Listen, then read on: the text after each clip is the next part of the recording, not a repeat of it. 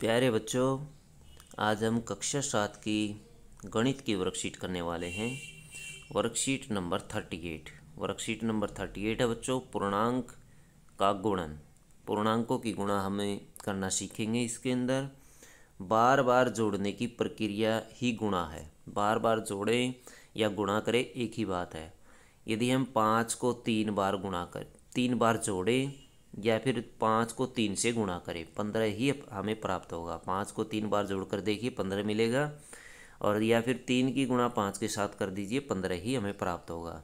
इसी तरह से 5 को 3 बार घटाएं, -5 -5 -5, या फिर -5 की 3 से गुणा करें तो -15 ही हमें जोड़ प्राप्त होगा।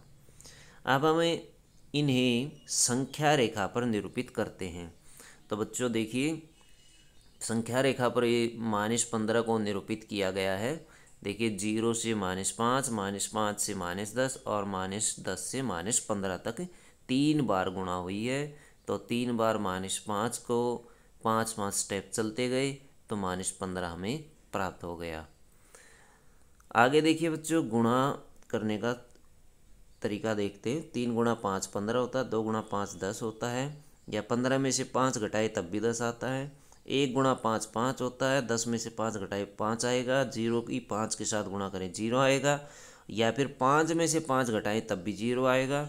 -1 की 5 से गुणा करें -5 आएगा। 0 में से 5 घटाए -5 आंसर आएगा।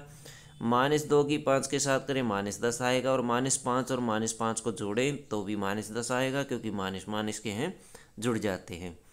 -3 की 5 के साथ करें -15, और -10 में 5 जोड़ेंगे तो -15 ही आंसर आएगा। माइनस माइनस जुड़ जाएंगे। -3 गुणा 5 को ज्ञात करने के पैटर्न को ध्यान से देखिए। -3 गुणा -2 को ज्ञात करने के पैटर्न को ध्यान से देखिए।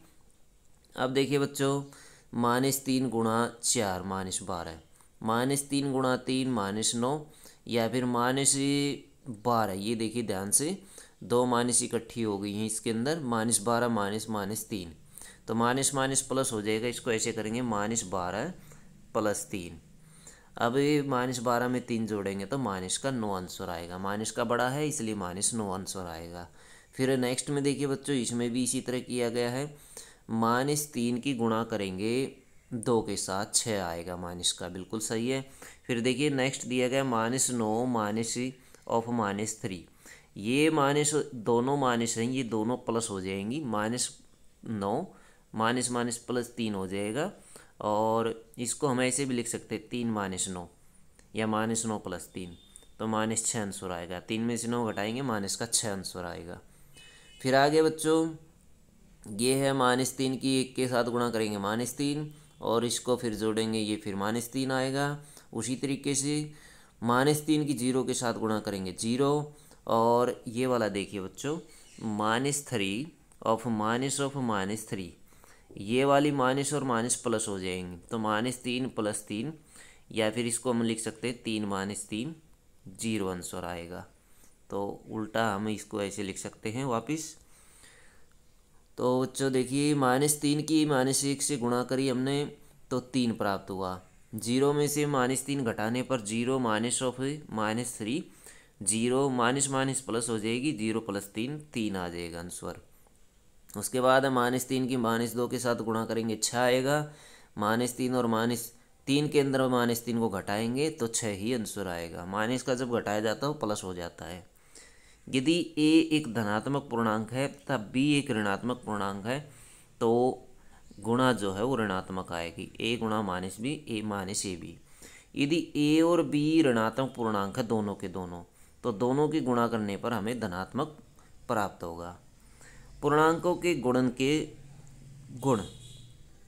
गुणन के अंतर्गत संवर्त। सभी पूर्णांकों a और b के लिए ab एक पूर्णांक होता है। जैसे 2 गुणा -4 -8, गुणा करने पर भी हमें पूर्णांक ही प्राप्त होगा बच्चों। जैसे इन्होंने बताया कि -8 जो है वो पूर्णांक ही है। तो क्रम विनिमेयता। क्रम विनिमेयता देखिए, किन्हीं दो पूर्णांकों a और b के लिए a क्रॉस b बराबर b क्रॉस a बराबर होगा। यदि हम आगे से गुणा करें या पीछे से गुणा करें, गुणा बराबर आएगी। यदि 2 गुणा 4 करें तब भी 8 आएगा। 4 गुणा 2 करे तब भी 8 आएगा, और ये दोनों पूर्णांक बराबर होंगे, तो क्रम विनिमयता इसे कहा जाता है बच्चों। शून्य से गुणा करने पर किसी भी पूर्णांक के साथ गुणा करने पर हमेशा शून्य प्राप्त होता है। जैसे 5 गुणा 0 -5 गुणा 0 0 प्राप्त हुआ। गुणात्मक तत्समक, किसी पूर्णांक a के लिए 1 के साथ गुणा करते हैं तो हमें वही पूर्णांक प्राप्त होता है। a गुणा 1 बराबर a, 1 गुणा a बराबर a मिलेगा। 4 की 1 के साथ गुणा करेंगे 4 प्राप्त होगा, 1 की गुणा 4 के साथ गुणा करेंगे तो 4 ही मिलेगा हमें।